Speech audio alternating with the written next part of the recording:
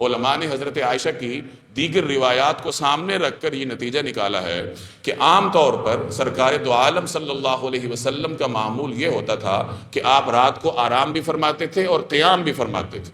اور امت کے لیے آپ کی تعلیم بھی یہی تھی کہ رات کو آرام بھی فرمانا اور ساتھ ساتھ قیام بھی فرمانا، اور یہی معمول رمضان کے ابتدائی 2 عشروں میں ہوتا تھا کہ رات کو قیام بھی فرماتے تھے، آرام بھی فرماتے تھے، لیکن رمضان کے آخری عشرے میں آپ علیہ الصلوۃ والسلام آرام ترک فرما دیتے، وَأَحْيَا لَيْلَهُ، اور گویا کہ ساری رات نبی کریم صلی اللہ علیہ وسلم شب بیداری فرماتے تھے، اللہ تبارک و تعالیٰ کی عبادت کرتے تھے، وَأَيْقَظَ أَهْلَهُ، اور اپنے گھر والوں کو بھی جگاتے تھے۔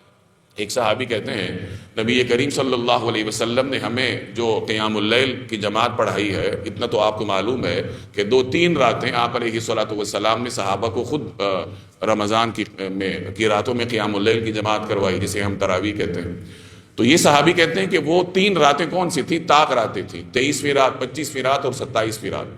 تو 27ویں رات کو جب آپ علیہ الصلوۃ والسلام نے قیام فرمایا تو آپ علیہ الصلوۃ والسلام نے اپنے گھر والوں کو بھی جگایا،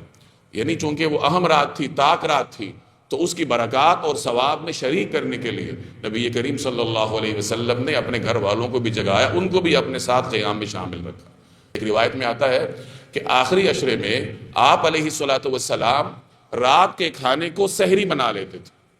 رات کے کھانے کو سحری بنا لیتے تھے۔ علماء محدثین نے اس کی تفصیل میں لکھا ہے کہ گویا کہ آپ صلی اللہ علیہ وسلم روزے کو لمبا کر دیتے تھے،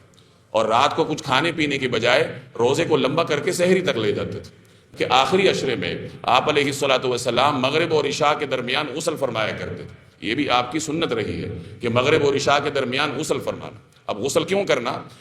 یعنی اس کی بہت ساری حکمتیں ہوں گی۔ ایک حکمت اس میں سے یہ بھی ہو سکتی ہے کہ چونکہ آگے قیام کرنا تھا، اور قیام رسول اللہ صلی اللہ علیہ وسلم کی مرغوب عبادت تھی، لذیذ عبادت تھی، تو اس کے لیے آپ اہتمام فرماتے تھے۔ جیسے ہمارے لیے اہمیت دنیاوی چیزوں کی ہوتی ہے، تو ہم دنیا میں کسی اہم تقریب پہ جانے کے لیے غسل کرتے ہیں، اچھا لباس پہنتے ہیں، عطر لگاتے ہیں، خوشبو لگاتے ہیں جو ہمارے پاس بہترین ہو، پھر ہم وہاں جاتے ہیں۔ رسول اللہ صلی اللہ علیہ وسلم کے ہاں چونکہ اہمیت رات کے قیام کی تھی، اور خاص طور پر آخری عشرے میں قیام کی، تو اس کے لیے آپ علیہ الصلوۃ والسلام اہتمام فرماتے تھے۔